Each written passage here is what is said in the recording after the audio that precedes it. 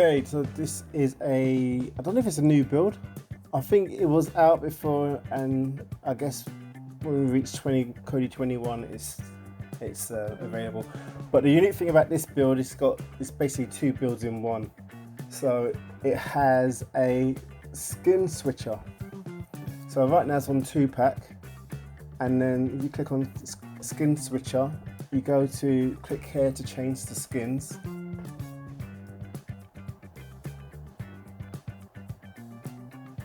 And then you see the other skin, PM3, click on that, and that'll take you to Biggie Smalls' build, which is a different skin.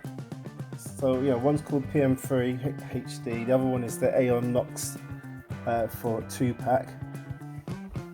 So I guess it's basically got the same stuff in it, but of course you've got different backgrounds and it's working on different skins, and whoever you support or who you like at the time, I guess you can stick on there, stay with their build. There are a few other builds that have used the skin switcher. I think Dig still uses that, doesn't he?